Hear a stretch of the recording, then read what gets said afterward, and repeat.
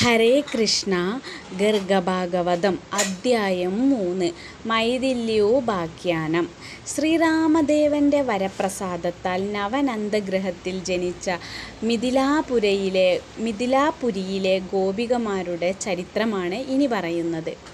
സുന്ദരമൂർത്തിയായ നന്ദകുമാരനെ കണ്ടിട്ട് ആ സുന്ദരിമാർ ശ്രീരാമദേവന്റെ അവതാരകാലത്ത് ജനിച്ച മിഥിലാപുരിയിലെ ഗോപികമാർ ആ നന്ദകുമാരനെ ശ്രീകൃഷ്ണ ഭഗവാനെ കണ്ടിട്ട് മോഹിതരായിത്തീർന്നു.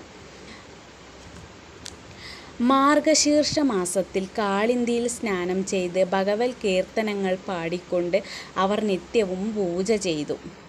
ഒരു ദിവസം അവർ സ്വവസ്ത്രങ്ങൾ കരയിൽ അഴിച്ചുവെച്ച് വെള്ളത്തിലിറങ്ങി കളിച്ചുകൊണ്ടിരിക്കുകയായിരുന്നു. ആ സമയത്ത് ശ്രീകൃഷ്ണ ഭഗവാൻ അവിടെ വന്ന് വസ്ത്രങ്ങളെല്ലാം എടുത്ത് ഒരു കടമ്പുമരത്തിന്മേൽ കയറിയിരുന്നു. ഗോപികമാർ തങ്ങളുടെ വസ്ത്രങ്ങൾ കാണാതെ നോക്കിയപ്പോൾ അവയെല്ലാം ഒരു വൃക്ഷത്തിന്മേൽ തൂങ്ങിക്കിടക്കുന്നതായി കണ്ടിട്ട് അവർ വല്ലാതെ ലജ്ജിച്ചു. അപ്പോൾ ഭഗവാൻ അവരോട് വസ്ത്രം വേണമെങ്കിൽ കടമ്പുമരത്തിൻ്റെ ചുവട്ടിൽ വന്ന് ചോദിച്ചു വാങ്ങിക്കൊള്ളുവാൻ പറഞ്ഞു. എന്നാൽ വെള്ളത്തിൽ നിന്നു തന്നെ തണുത്തു വിറച്ചുകൊണ്ട് തങ്ങളുടെ വസ്ത്രങ്ങൾ നൽകാൻ അവർ കൃഷ്ണനോട് ആവശ്യപ്പെട്ടു.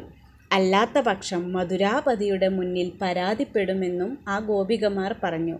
എന്നാൽ എത്ര തന്നെ ആവശ്യപ്പെട്ടിട്ടും കൃഷ്ണൻ വസ്ത്രങ്ങൾ കൊടുക്കാതിരുന്നപ്പോൾ അവർ കരയിൽ കയറി വന്ന് മുഖം താഴ്ത്തി ലജ്ജ കൊണ്ട് ഭഗവാൻ കൊടുത്ത വസ്ത്രങ്ങൾ ധരിച്ചു. ലജ്ജാപുരസ്സരം ഭഗവാനെ നോക്കിക്കൊണ്ട് അവിടെ നിന്നു. അവർ കാർത്യായനീ വ്രതം അനുഷ്ഠിച്ചതിൻ്റെ ഫലം സിദ്ധിക്കും എന്ന് ഭഗവാൻ പറഞ്ഞു. അന്നു തൊട്ട് 3-ാം ദിവസം രാത്രി മനോഹരമായ യമുനാതീരത്ത് വെച്ച് അവരുമായി താൻ രാസലീല നടത്തി അവരുടെ മനോരഥം സാധിപ്പിക്കാമെന്നായിരുന്നു ഭഗവാൻ അരുളിച്ചെയ്തത്.